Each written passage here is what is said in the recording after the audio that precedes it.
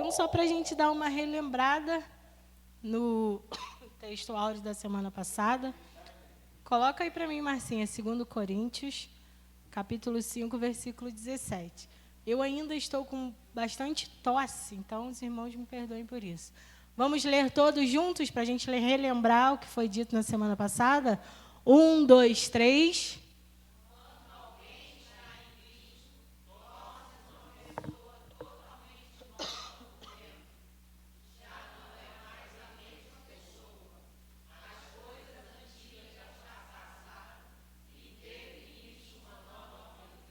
Então, uma nova vida está ligado totalmente ao meu encontro com Cristo. Porém, eu devo dizer que a nova identidade que Cristo nos dá só vem mediante a uma vida de arrependimento. Não tem como eu ganhar uma nova identidade do Senhor, não tem como Ele me apresentar como uma nova criatura, como uma nova pessoa, vivendo uma vida nova, se eu não me arrependi das coisas antigas, das coisas que se passaram. Então, vamos iniciar. Gostaria de convidar você a abrir a sua Bíblia em Marcos, capítulo 1, versículo 15. Vamos ler esse aí todos juntos no 3. 1, 2, 3. Finalmente.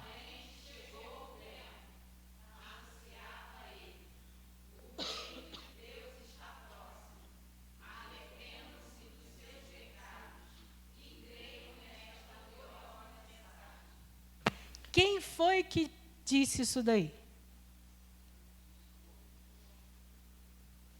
Quem? Qual João? João Batista. Vocês sabem muito bem que João Batista foi o profeta que veio para preparar o caminho de Jesus. E ele veio pregando nada mais, nada menos do que arrependimento. Quando vinham as pessoas a se batizar, ele já logo apresentava as víboras, as cobras venenosas. E logo dizia: quem foi que vos ensinou a fugir da ira do Senhor?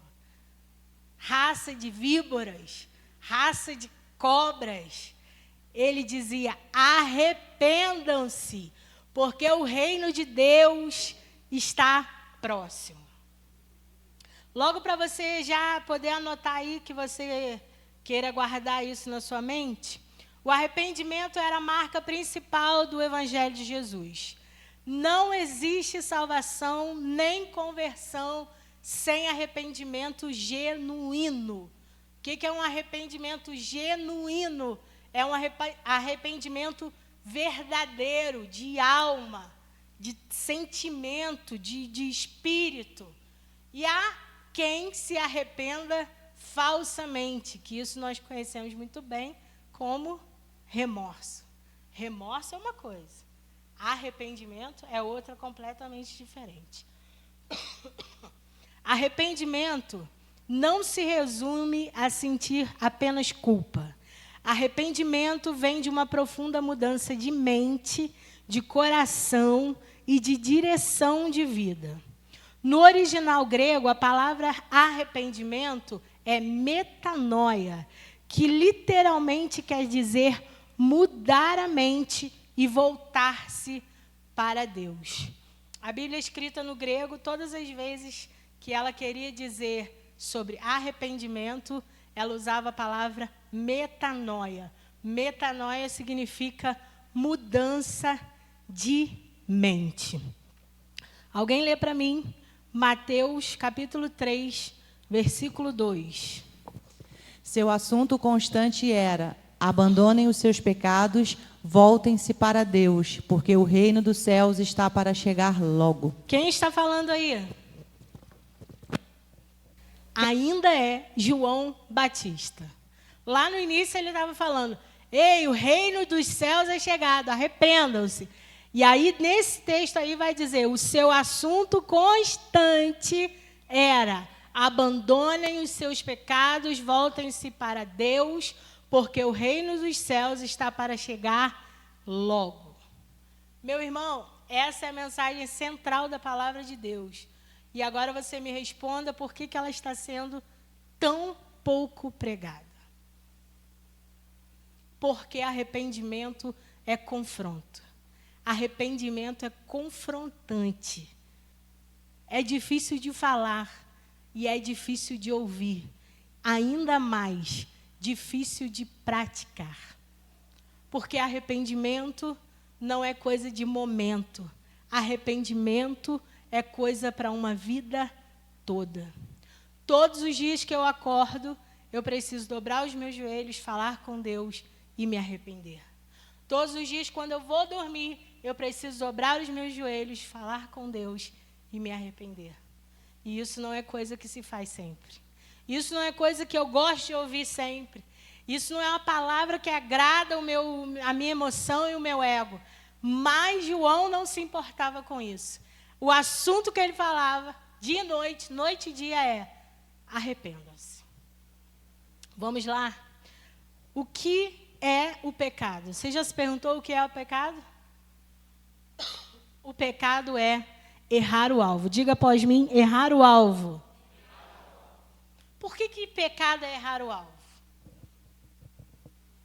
Porque se eu tenho um alvo que é Cristo, em Cristo não há pecado. Sim ou não?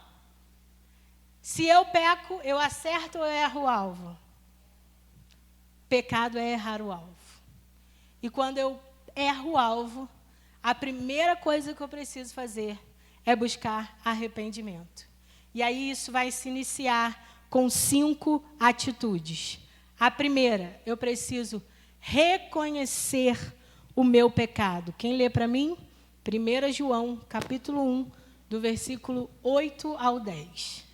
Se dissermos que não temos pecado, só estamos nos enganando a nós mesmos e recusando aceitar a verdade. Mas se confessarmos os nossos pecados, Ele é fiel e justo para perdoar os nossos pecados e nos limpar de toda maldade. Se alegarmos que não pecamos, estamos mentindo e chamando Deus de mentiroso, e a sua palavra não está em nós. Então é certo ou errado eu dizer: eu não tenho pecado. O meu irmão ali, estou vendo que ele está vivendo uma vida meio esquisita, mas eu não. Eu estou vindo ao culto regularmente, eu estou com a vida certinha, eu não estou devendo nada a Deus, eu não tenho pecado.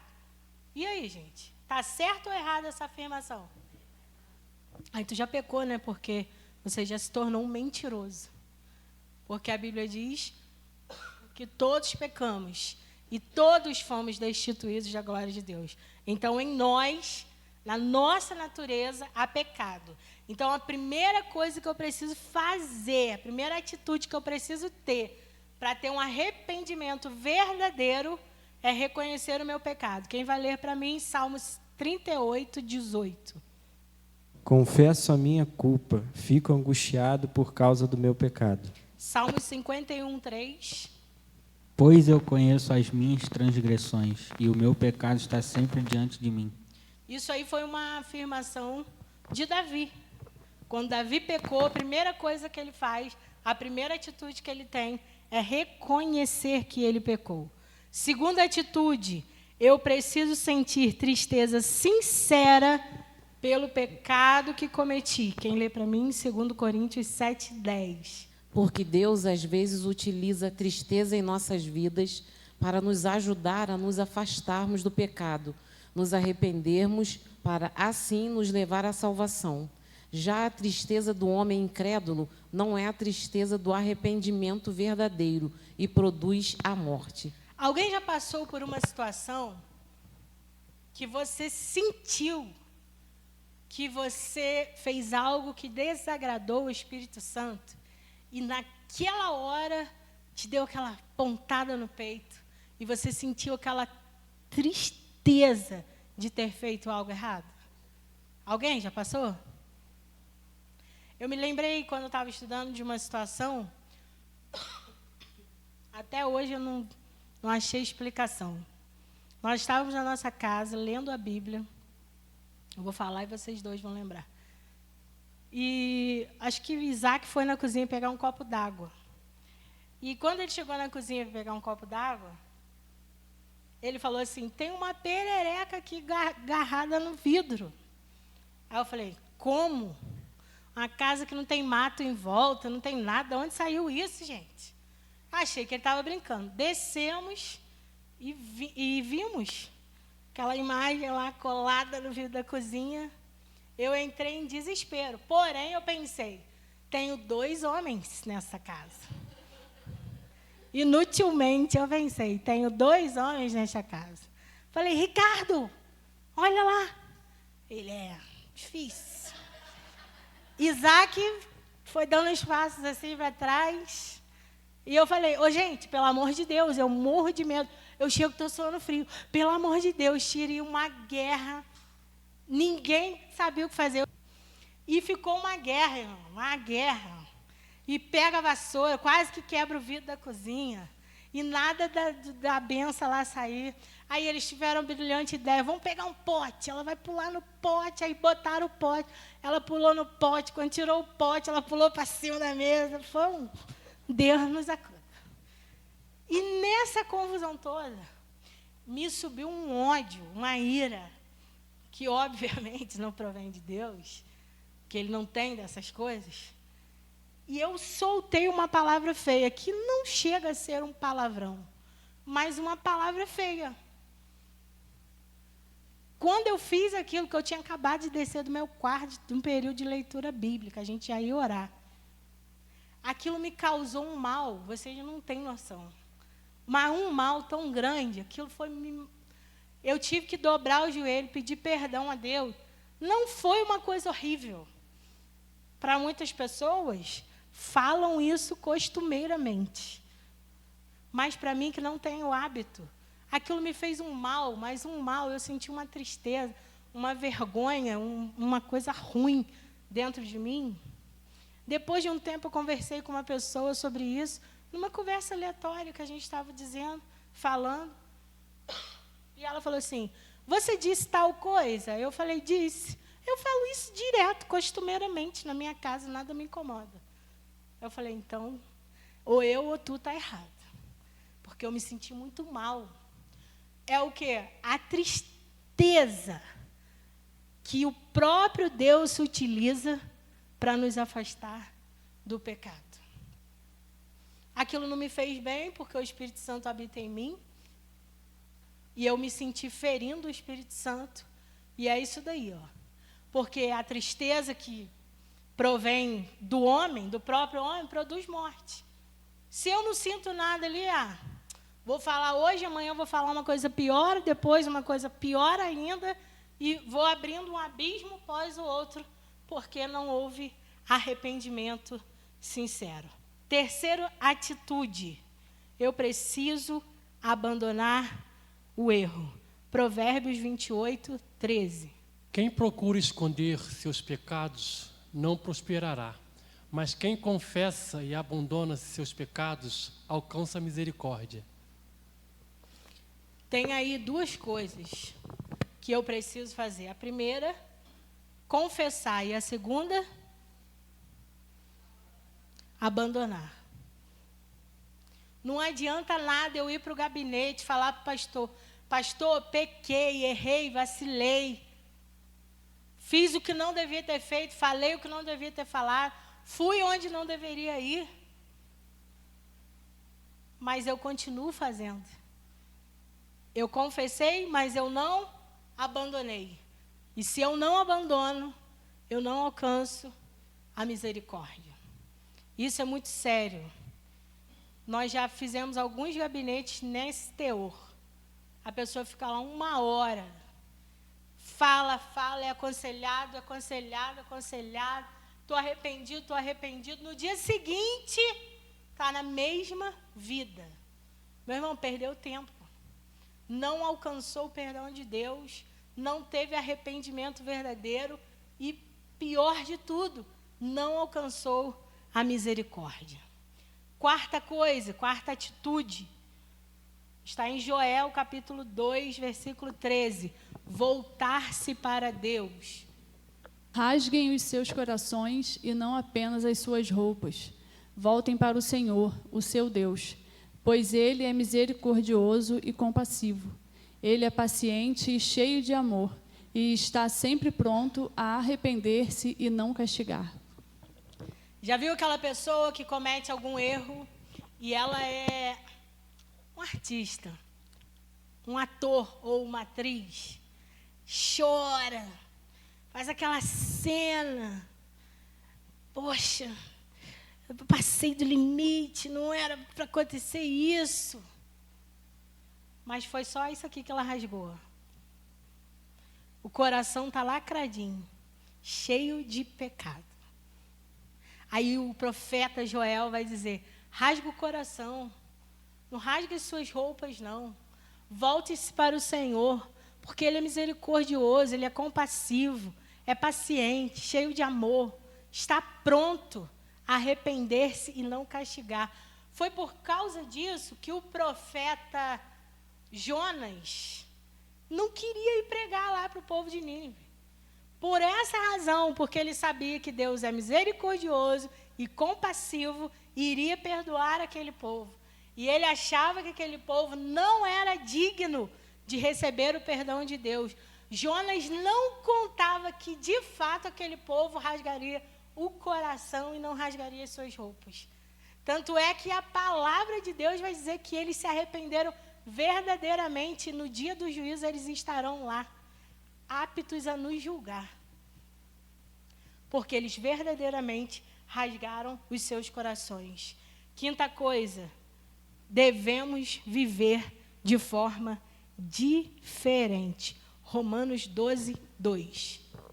Não imitem a conduta e os costumes deste mundo, mas seja cada um uma pessoa nova e diferente, mostrando uma sadia renovação em tudo quanto faz e pensa. E assim vocês aprenderão de experiência própria a boa, agradável e perfeita vontade de Deus. A gente não tem que se amoldar ou moldar ao mundo, gente. A gente é diferente. A gente tem que mostrar que é diferente. A mais recente que eu tenho visto aí nas redes sociais, a história da lata em conserva, sei lá, do carnaval. Estou vendo geral colocando família dentro da lata, família na conserva. Nós estamos fazendo o quê? Nós não, porque eu não fui para esse lado. Nós só estamos propagando aonde o diabo colocou a gente. O diabo quer colocar a gente dentro de uma latinha, ficar ali conservado, como algo sem valor. O problema é dele. Eu não vou me amoldar a esse mundo. O mundo está me mostrando um formato que eu tenho que ter, mas o Deus que eu sirvo me mostra que eu tenho que ser diferente do mundo. Ah, está todo mundo fazendo, eu vou fazer também. Está todo mundo indo, eu vou também. Irmãos, João pregou arrependimento. Jesus pregou arrependimento. Jesus ensinou aos discípulos, preguem arrependimento. Pedro vai falar o quê? Arrependam-se. Paulo pregou o quê? Arrependimento. Noé está lá construindo a arca, pregando o quê? Pena que vocês não estão aqui. Noé está lá construindo a arca, pregando o quê? Jonas foi pregar uma mensagem que ele não queria, porque era de... Jeremias pregou... Apocalipse vai encerrar com o próprio Jesus falando às 7 igrejas. E todos os finais de carta está escrito, arrependam-se. Mas essa palavra é muito dura. Essa palavra é muito confrontante. E aí devemos sentir a necessidade de se arrepender e confessar claramente o que nos faz pecar. Abre comigo, Isaías, capítulo 6, versículos 5 ao 7. Então eu disse, chegou a minha hora. Vou morrer porque sou um pecador. Sou um homem com lábios impuros e moro no meio de um povo de lábios impuros. E agora eu vi o Rei, o Senhor Todo-Poderoso. Foi aí que um dos serafins veio voando em minha direção. trazendo uma brasa viva que ele havia tirado do altar com uma tenaz. Com ela tocou a minha boca e disse: de agora em diante a sua culpa foi tirada, porque esta brasa tocou os seus lábios, os seus pecados foram perdoados. Esse texto aí, bota lá no versículo 1, por favor. Vai começar. No ano que morreu o rei Uzias, eu vi o Senhor. Ele estava sentado em um trono alto e majestoso. Todo o templo estava cheio da sua glória.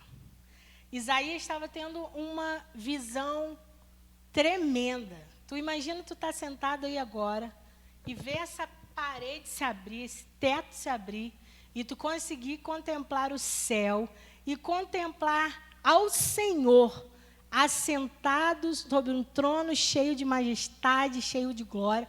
Não é uma visão muito forte, muito poderosa, de tirar toda a nossa estrutura? E aí Isaías, quando ele tem essa visão, a primeira coisa que ele faz, ele fica sentindo a necessidade clara de confessar o pecado dele. E o pecado que Isaías sentia que tinha nele estava em que lugar?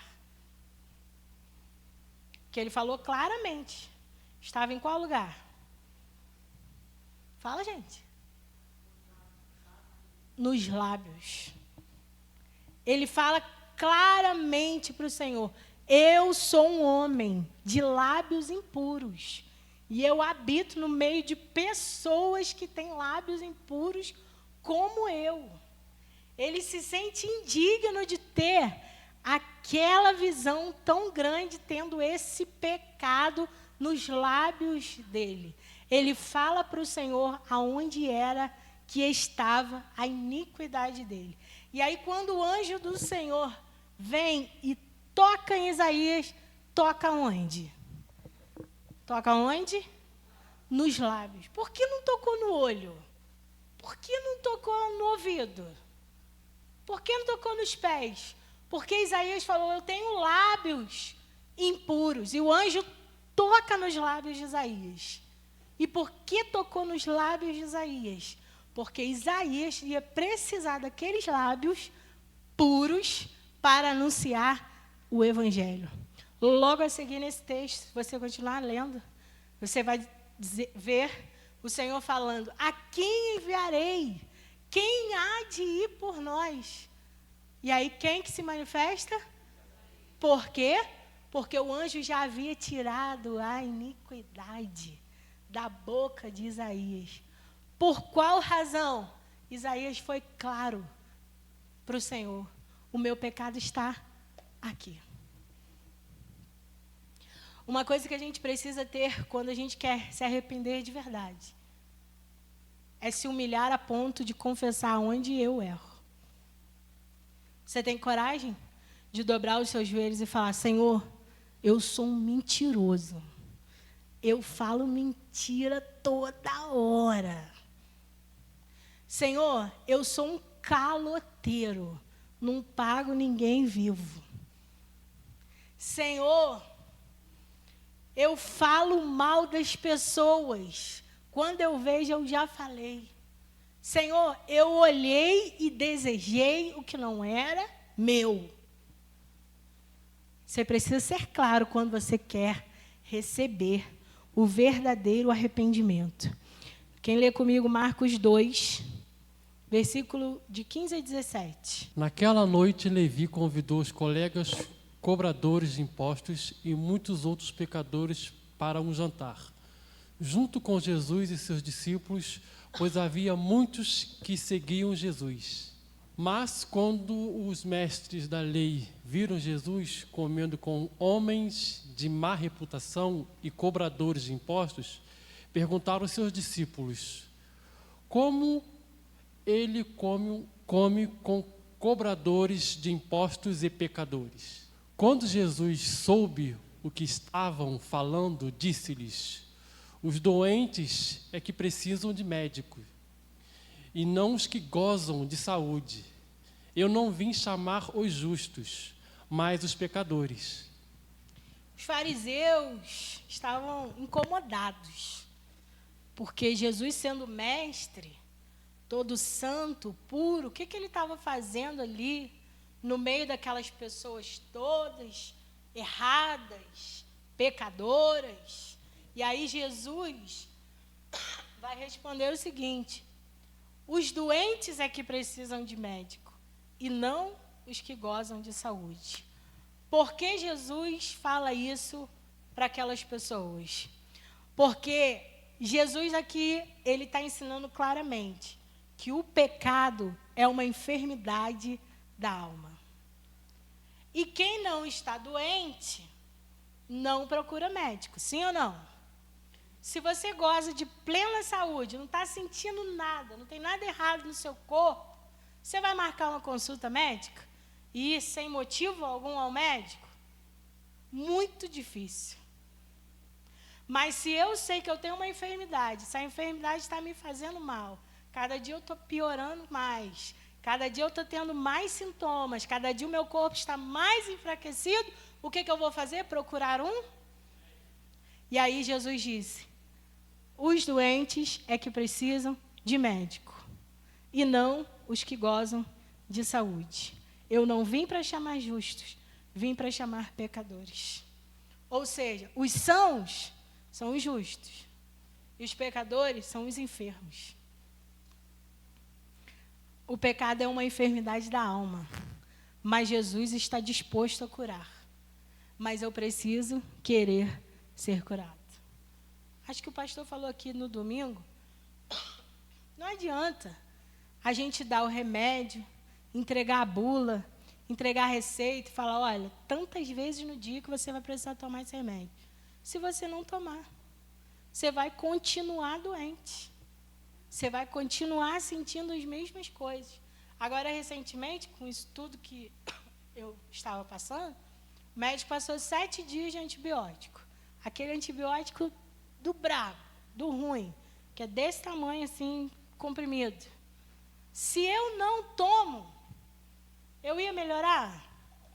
Talvez até iria, porém eu ia demorar um pouco mais a melhorar, porque eu não quis tomar o remédio. Mas o médico fez a parte dele. Arrependimento é a mesma coisa. O remédio está sendo oferecido, inclusive está sendo oferecido hoje, gratuitamente. O médico dos médicos está aqui. Mas se você não quiser, meu irmão, não tem médico que te cure se você não queira tomar a medicação correta. E aí eu quero fazer uma pergunta para vocês. O que vale mais? Um arrependimento genuíno ou um arrependimento temporário? Certeza? O que vale mais? Eu me arrepender por um momento ou me arrepender todos os dias? Vou contar uma história para vocês. Na Idade Média, a Igreja Católica Romana criou algo chamado confissão auricular. Essa confissão era basicamente: você errou, você pecou, chega ao padre, naquela coisinha ali que eu esqueci o nome, confessionário, confessa para ele. Ele vai te dar o que você precisa fazer, que era chamado de penitência, e os seus pecados estão perdoados. Eu preciso fazer uma boa ação, rezar tantas orações ou tantas rezas, mas eu saio dali tranquilo. Mas foi adultério? Foi. Eu vou continuar com a mulher que eu adulterei tranquilo, porque eu já falei para o padre. Ah, eu roubei. Ah, mas agora eu já falei para o padre. Está perdoado. Na mesma linha, eles criaram algo que se chamava extrema unção. O que era a extrema unção? O cidadão estava na beirinha da morte. Morre, não morre, estou morrendo, morri. E aí o padre ia lá, dava uma bênção para o indivíduo, E sabe o que essa bênção garantia? Que os pecados dele foram perdoados. Mas para não ficar tão chato, ele ia ficar uns dias no purgatório, sofrendo pouco tempo, e depois ele ia para o céu. Então os seus pecados estavam perdoados. Simples, né? Aí o que aconteceu com isso? Aconteceu que o arrependimento se tornou algo desnecessário. Por quê? Se eu morrer, o padre vai lá e vai me dar o direito de ir para o céu. Aí a coisa já estava feia, irmão. Mas eles conseguiram piorar um pouco mais. Quando chegou no século XVI, o Papa do século XVI, ele precisava construir as basílicas, os grandes templos, os grandes lugares onde o povo iria se concentrar, mas não tinha para eles. Ele teve a brilhante ideia: vou criar um documento. Nesse documento, vinha autenticado pelo Papa, assinado por ele, em uma linha branca em cima para você escrever o seu nome. Você compra o documento. Comprando o documento, você está livre de todos os seus pecados. Não tem mais pecado depois que você compra esse documento. Isso se chamava indulgência. E eles diziam assim: assim que a moeda cai no cofre, a alma saltará do purgatório. Chega a ser engraçado, né? Imagina você pecar. Pastor, tem aquele documentozinho aí? O pastor assina, perdoado. Eita glória! Quando eu estava lendo isso aqui, eu lembrei de uma mensagem que eu assisti de um pastor. Ele estava pregando, estava ministrando sobre dízimos e ofertas. E aí ele falou que um membro da igreja dele falou assim para ele: pastor, o senhor tem acesso aí às entradas que entra aí no dinheiro da igreja? Ele falou: é claro, eu sou o pastor da igreja. Então, o senhor percebeu que eu dei um dinheirinho maior, né? Botei lá no envelope, botei meu nome, e foi uma... Gordinho, o que o senhor achou? Aí o pastor falou: não achei nada. Eu considerei como oferta. E aí o irmão falou assim para ele: não, pastor, o que o senhor não entendeu é que esse mês eu cometi uns pecadinhos extras. Esse mês eu dei uma puladinha fora da cerca, mas, já me acertei com Deus. Aí o pastor falou: como você se acertou com Deus? Paguei, abençoei a obra do Senhor. É uma indulgência isso. Você achar que você pode comprar o arrependimento. E aí os discípulos desse Papa, que eu não sei como se chama lá, não sei se é obreiros, não sei como que funciona, os padres, eles iam de cidade em cidade oferecendo essa indulgência. E, inclusive, havia promoções para quem tinha menos pecado. Se você tem menos pecado, você paga mais barato. Se você tem mais pecados, você paga mais caro. Aí, nesse período, olha lá, a carta é aquela lá. Vinha com a carinha do Papa, a assinatura do Papa, e uma linha em branco era onde você escrevia o seu nome, e ali estava perdão dos teus pecados. Pode pecar à vontade agora, que já está pago. Né? Já pensou, gente, se fosse assim, hoje? Aí a outra imagem. A outra imagem vai mostrar bula de indulgência na promoção. As pessoas fazendo fila para pegar esse documento na promoção, porque tinha menos pecados, e aí pagava mais barato. Tá bom. É triste, né? Eu imaginar o sangue do meu Cristo valer um negócio desse. Aí, nesse período, é que nós vamos encontrar o nosso querido protestante, Martinho Lutero. É aí que Martinho Lutero entra, no ano de 1517. Nesse cenário, ele aparece revoltado com isso que a igreja estava fazendo. E aí, o que Martinho Lutero vai fazer? Ele vai escrever 95 teses, criticando as indulgências. Ele não tinha, inicialmente, a ideia de criar uma igreja, uma outra igreja. Ele apenas queria reformar as práticas que ele considerava corruptas. E aí Martinho Lutero visa 3 coisas. Primeiro, o arrependimento não pode ser comprado. Segundo, o perdão vem de Deus e não de documentos. Terceiro, a igreja não pode explorar o medo das pessoas. Se vocês não comprarem esse documento, o inferno espera vocês. Vocês vão queimar lá, porque vocês não compraram, não pagaram, nem na promoção. Vão para o inferno. A primeira tese que Martinho Lutero escreve, ele escreve assim: quando nosso Senhor e Mestre Jesus Cristo disse, arrependei-vos, ele quis que toda a vida dos fiéis fosse de arrependimento.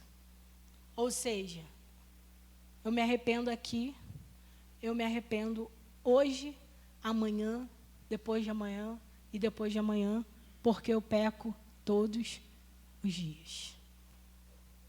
Aí, entre 1545 a 1563, o Concílio de Trento reformou a disciplina das indulgências. E aí fez 3 coisas. Proibiu vender esse tal documento, reforçou que tinha que ter arrependimento genuíno e combateu de vez a exploração financeira. Aí que entrou a reforma protestante, que a gente tanto ouve falar. Porque Martinho Lutero entendeu o que foi isso? Esse sofrimento absurdo do Cristo para ser trocado por um pedaço de papel assinado por um homem pecador? Eu não aceito. E aí ele vem com tudo contra a igreja. Mas olha quanto tempo, de 1517 a 1545, foi uma guerra. Até ele conseguir que a igreja entendesse que arrependimento não é vendido.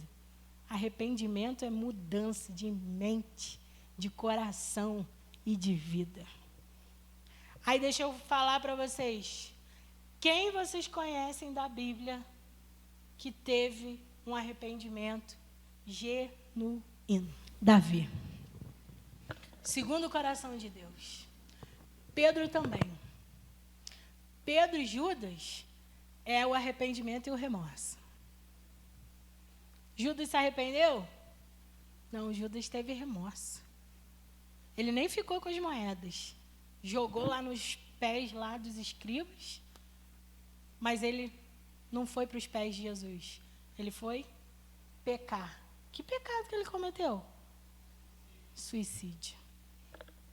Isso é arrependimento ou é remorso? Em vista de Pedro, Pedro negou 3 vezes, como Jesus havia dito que ele ia fazer. Mas o que ele fez depois? Se arrependeu. Se arrependeu. E aí, as 3 vezes que ele negou Jesus, ele teve que dizer: tu sabes que eu te amo, né? Isso é arrependimento. Genuíno também. Mas Davi ensina muita coisa para a gente, lá no Salmo 51. E você conhece a história de Davi, vou dar uma pincelada muito rápida. Você sabe que estava em tempo de guerra, e as tropas haviam sido mandadas para os campos de batalha. Porém, Davi, o rei, resolve não guerrear, resolve não fazer parte dessa batalha.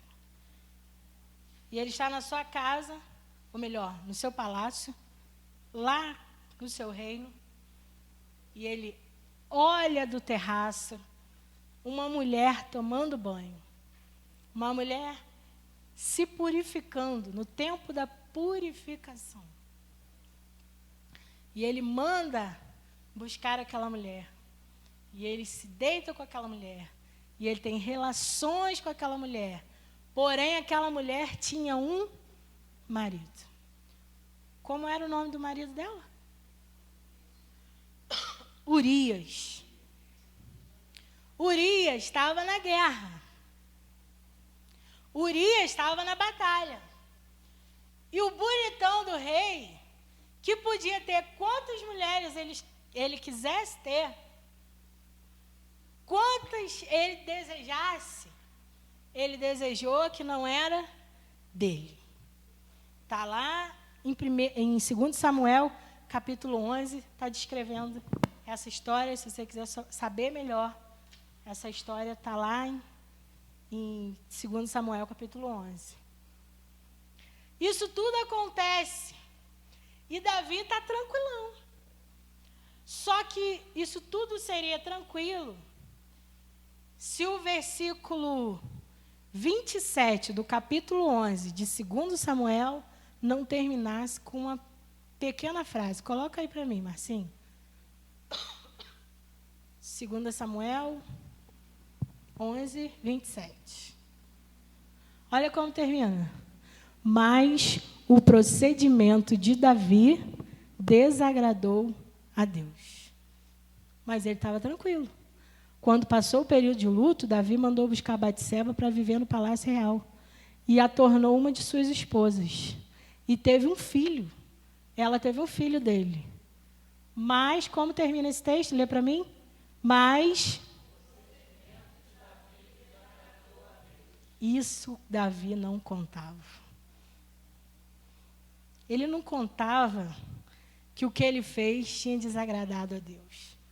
E aí o que Deus vai fazer? Deus vai mandar um profeta na casa de Davi. Como é o nome do profeta? Profeta Natã. Foi lá. E aí ele vai contar uma história assim, mirabolante. Tipo o pastor Ricardo faz de vez em quando, dá aquela volta, até chegar no ponto. Davi, tem uma história aí para te contar. É, uma história legal pra caramba. Quer ouvir? Quero. Davi tinha um lugar que tinha um homem rico e um homem pobre. O homem rico, Davi, ele era tão rico, mas tão rico, que ele tinha gados, ele tinha ovelha, ele tinha vacas, ele tinha uma grande fazenda, ele era muito rico.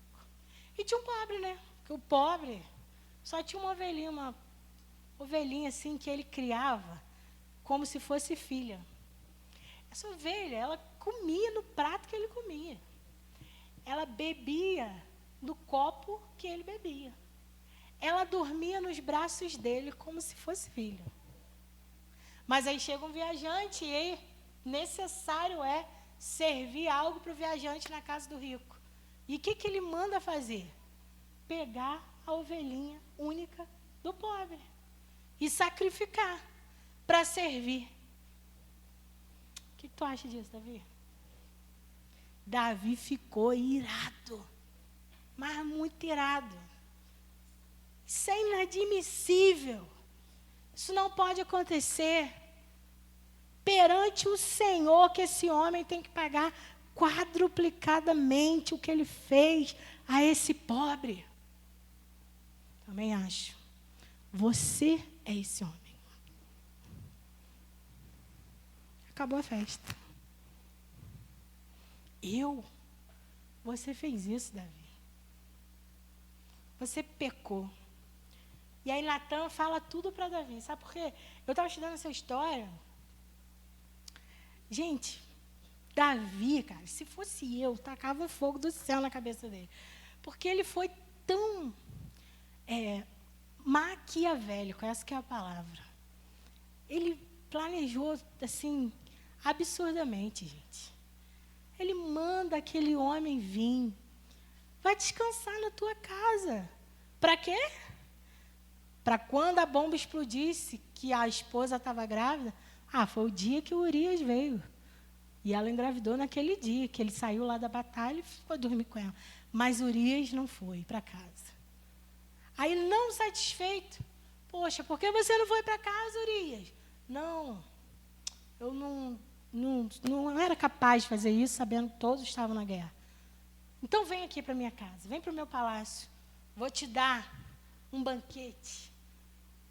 E a ideia do banquete era qual? Embebedar Urias.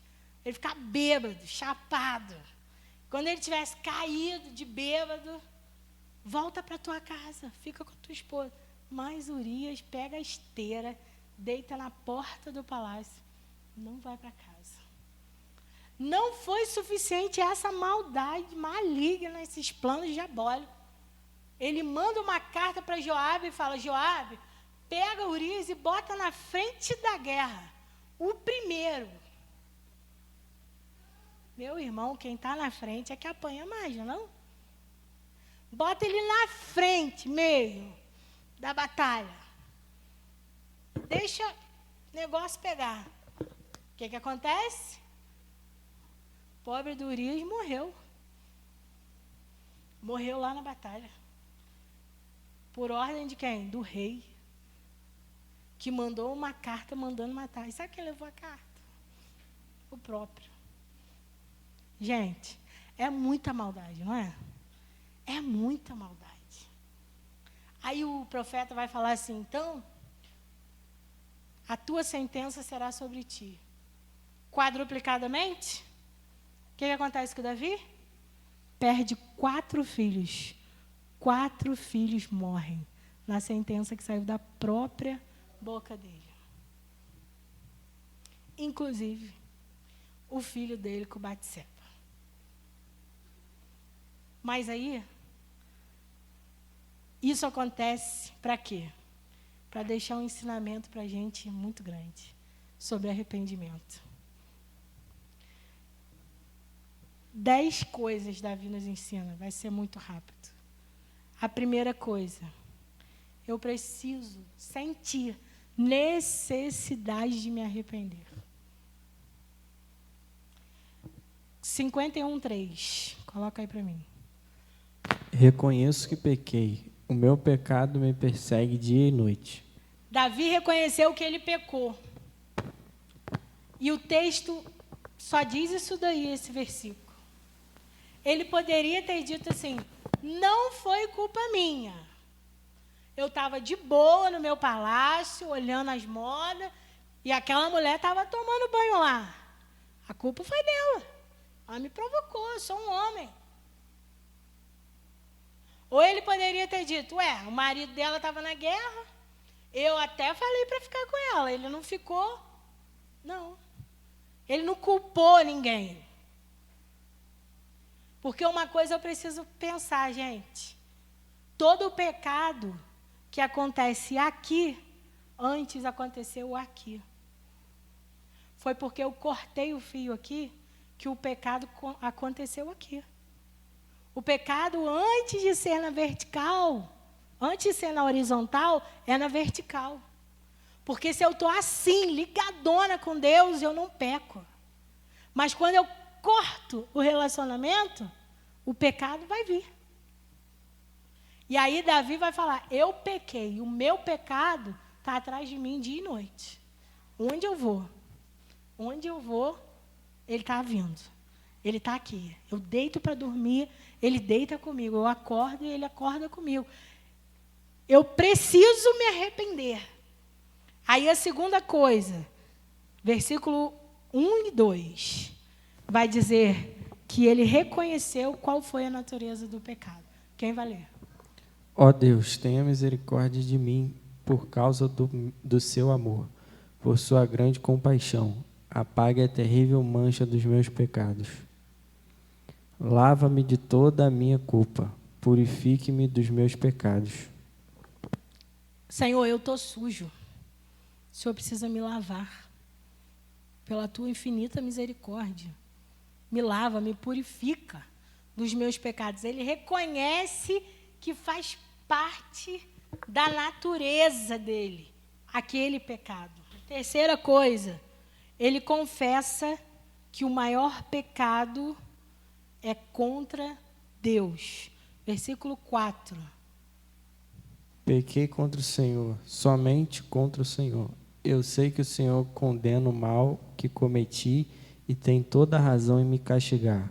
O seu julgamento é perfeitamente justo. Pequei contra o Senhor. Somente contra o Senhor. Aí eu fiquei pensando. Gente, o pecado, ele sempre respinga em quem está à nossa volta. Mesmo que a gente não queira. Vamos pegar aí o pecado de Davi, que é um pecado de adultério. Urias morreu, sim ou não? O filho do adultério morreu, sim ou não? Batseba perdeu o marido dela, sim ou não? Davi cortou o fio com o céu. Olha aí os respingos indo para todo lado. Eles perderam uma guerra por causa do pecado de Davi. O pecado respinga em quem está dos lados ou não respinga? Mas Davi está falando o quê? Pequei contra o Senhor. Somente contra o Senhor. O Senhor tem toda a razão de me castigar. O seu julgamento é perfeitamente justo. Por que ele falou isso? Porque é o que eu acabei de falar para vocês. Se aqui está tudo bem, aqui não tem pecado. Quando cortei o fio aqui, ó, eu pequei contra ele primeiro. Depois vem as consequências. Quarta coisa, não tem desculpa para o pecado. É o mesmo versículo, a parte B, que diz assim: seu julgamento é perfeitamente justo. Não adianta eu querer argumentar. Pequei, pequei. Errei, errei. A sentença que Deus quiser me dar, eu vou ter que engolir. Porque o perdão é certo, mas a consequência também. Não pense que porque Deus te perdoou, as consequências serão apagadas. Não serão. As consequências virão. Lá no livro de Jonas, quando ele prega para a cidade lá, e a cidade se arrepende, se arrependeram, todo mundo para o céu, beleza, mas o que Deus prometeu que ia fazer com a cidade, ele fez. Ele destruiu tudo. As consequências do pecado que eles cometeram, Deus exterminou. Por quê? As consequências são nossas, gente. Sabe por quê? Na hora de pecar, a gente não fala, Senhor, o senhor acha que eu devo pecar? Deu ou não deu? Não, a gente peca. A gente erra. Sem a necessidade de pensar que isso não deveria ser feito. Sexta coisa. Quinta coisa. Reconhecer a minha natureza. O problema sou eu e o problema está em mim. Versículo 5. O fato é que já nasci pecador, desde o momento em que minha mãe me deu à luz. Já estou concebido no pecado. Então o problema está comigo. O Senhor não tem culpa das coisas erradas que eu fiz. Ninguém tem, a não ser eu mesmo. Sexta coisa, eu preciso desejar o perdão. Versículo 1. Quando eu desejo o perdão, olha as coisas que eu preciso pedir de Deus: misericórdia e compaixão. Isso é uma coisa difícil da gente ter com o outro, né? Com o próximo, né? Misericórdia, compaixão, sentir a miséria do outro, sentir o que o outro está sentindo. E era isso que Davi estava falando. Sétima coisa, reconhecer a minha incapacidade e a minha impotência. Versículo 16. Ó Senhor, o Senhor não se agrada de sacrifícios nem de ofertas queimadas. Se fosse esse seu padrão de justiça, eu já teria trazido muitas ofertas. Lembra da história que eu contei para vocês? Do homem que falou, dei uma oferta boa para pagar meus pecados. Aí, ó. Pode fazer o que você quiser, meu irmão. pode comprar o templo da família em Cristo, que não tem perdão sem arrependimento, que não tem nada que faça justiça a você, a não ser que você se arrependa. O Senhor não está se agradando dos sacrifícios, das ofertas, porque esse não é o padrão de Deus. E Davi sabia disso, porque se ele não se ele pudesse ter o perdão de Deus por causa do seu dinheiro, estava tudo resolvido, ele era rei, ele tinha tudo. E no texto lá de 1 Samuel vai dizer assim: Davi, eu te dei tudo, e se não fosse suficiente, eu te daria mais. Ou seja, Deus não estava interessado em nada que Davi tinha, a não ser no seu arrependimento. 8º, eu preciso ter uma nova atitude. Versículo 17. Os sacrifícios que agradam a Deus são um espírito quebrantado.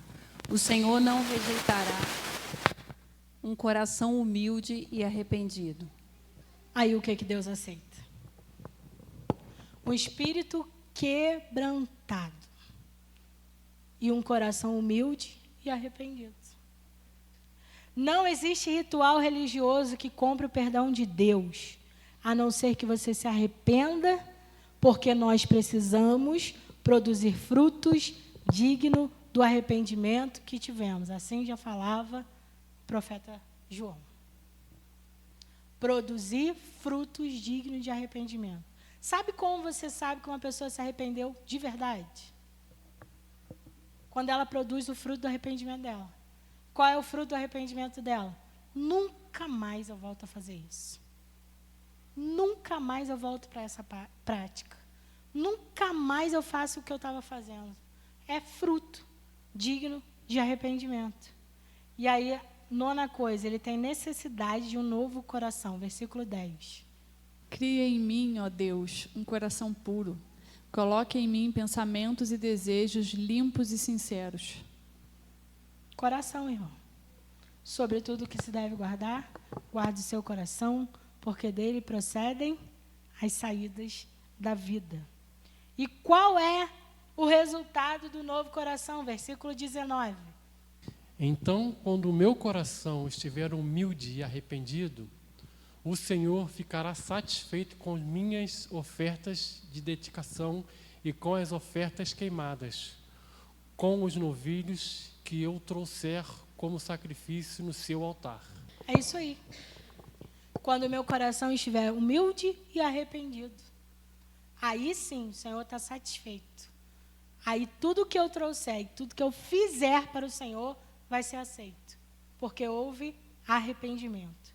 Agora eu pergunto e você pode me responder. O que me leva ao arrependimento? Diga assim, a graça de Deus. É a graça, irmão. Primeiro a graça, depois o arrependimento.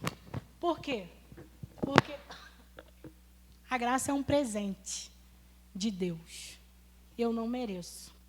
Ele me dá gratuitamente. Agora, qualquer presente que eu receba, eu posso aceitar ou não. Não é verdade? Se você me der um presente, eu posso falar: poxa, desculpa, mas eu não vou aceitar. Não, mas é de coração. Mas eu não quero. Eu não vou aceitar. Ou você pode abrir os braços e receber o presente. Sim ou não? Ninguém é obrigado a receber um presente. Chefe, tu está maluca? Presente é presente. Pode ter algum presente que você não vai aceitar. E a graça é isso. A graça é um presente que eu não mereço e que o Senhor me concede. E quando eu recebo esse presente, eu fico tão constrangida que eu preciso me arrepender de tudo que eu fiz de errado com o presente que Ele me deu, para obter o presente que Ele me deu. Porque, imagina, você está falando de alguém, fazendo mal para alguém, constrangendo alguém, e essa pessoa não sabe de nada. Não estou comparando a Deus, porque Deus sabe de todas as coisas. E aí ela vem e te entrega um presente. E tu vê que aquele presente tem tanto amor, tem tanto carinho, tem tanto zelo, que tu fica envergonhado de tudo que tu fez de errado contra aquela pessoa. A graça é isso. Algo que eu não mereço, Ele me dá. A graça oferece o perdão. E quem é arrependido, aceita a graça. A graça elimina o erro, sem esmagar a pessoa. Quem se arrepende, se rende à graça. Sem arrependimento, há resistência para receber a graça. E aí nós vamos ler Romanos, capítulo 2, a partir do versículo 4. Eu achei esse texto maravilhoso. Eu vou ler com vocês. Será que você não compreende quão paciente Ele está sendo com você? Ou você não se incomoda com isso? Não vê que Ele tem esperado todo esse tempo sem castigá-lo, a fim de dar tempo para que abandone o pecado? Sua bondade tem a finalidade de levá-lo ao arrependimento. Mas você não quer ouvir. Assim, você está guardando um castigo terrível para si mesmo, devido à sua teimosia em recusar-se a abandonar seus pecados. Pois virá o dia da ira, quando Deus será o justo juiz do mundo inteiro. Ele dará a cada um o que as suas obras merecem. Ele dará a vida eterna àqueles que pacientemente fazem a vontade de Deus, procurando a glória invisível, a honra e a vida eterna que Ele oferece. Porém, haverá ira e indignação para aqueles que são egoístas e lutam contra a verdade divina e andam em seus maus caminhos. Que texto maravilhoso, né? Quando eu li esse texto, eu falei, meu Deus, é muito claro. Coloca lá no 4. Gente, será que vocês não compreendem quão paciente o Senhor está sendo conosco? Vocês não se incomodam com isso? Não vê que Ele está esperando que a gente se arrependa antes de sermos castigados? A bondade do Senhor tem finalidade de nos levar ao arrependimento. O Senhor é bom. Às vezes a gente pensa assim, se eu fosse Deus, quem nunca? Ah, mas se eu fosse Deus, eu não aguentava isso não. Eu já mandava logo um fogo do céu, torrava a pessoa, matava, acabava com tudo. Às vezes a gente pensa isso até do presidente. Mas Deus é bom demais. E a bondade dele tem a finalidade de fazer com que a gente se arrependa. É para a gente pensar assim, meu Deus, eu erro tanto, eu peco tanto, eu sou tão falho e Ele ainda me ama. Ele ainda é bom, Ele ainda me ajuda, Ele ainda está comigo, Ele ainda me dá livramento. É graça pura, não mereço nada disso. Por isso que Ele é tão bom. Eu tenho que me arrepender rápido. Mas a gente tem um coração duro, né? Coloca para mim, 2 Pedro 3:9. Ele não está sendo vagaroso com a sua volta prometida, embora por vezes pareça assim, mas Ele está esperando com paciência, porque não quer que ninguém pereça, e está dando mais tempo para que os pecadores se arrependam. Jesus está demorando a voltar, né? A gente fala assim, mas Ele só está dando tempo para a gente se arrepender.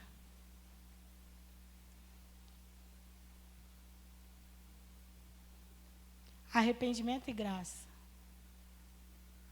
Arrependimento, filho pródigo.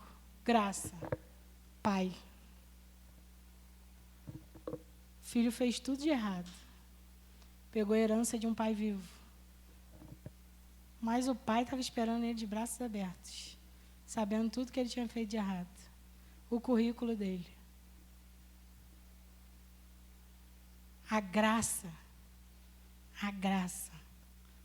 faz com que tudo que nós fizemos seja apagado mediante o nosso arrependimento. Eu queria que você falasse para 3 pessoas: se arrependa.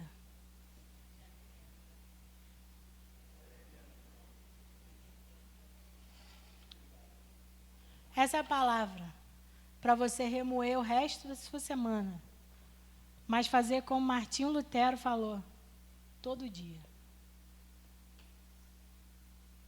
Já teve aquele dia que você dormiu e falou: hoje eu estou zerado, hein? Pequei nada hoje. Já teve esse dia? Tu fez aquele autoanálise assim? Ó, quer ver? Acordei de manhã, tomei um cafezinho. Fui para o ponto, peguei o ônibus, chamei o Uber, fui para o trabalho. Fiquei sentado no meu computadorzinho ali. Fiquei sentado o dia todo ali. Não conversei com ninguém, falei com ninguém. Terminou meu plantão, fui para casa, comi, tomei banho e dormi. Não peguei. Já teve esse dia na tua vida? Aquele que diz que não tem pecado é um mentiroso. Nós já fomos concebidos nele, no pecado. Então, meu irmão, sobre tudo que vocês puderem guardar de hoje, guarda essa palavra. Arrependa-se. Olha para o espelho e não fala: espelho, espelho meu. Existe alguém mais lindo do que eu? Não. Espelho, espelho meu. Existe alguém mais pecador do que eu? Eu me arrependo. É assim que a gente tem que olhar para o espelho. Que Deus abençoe vocês.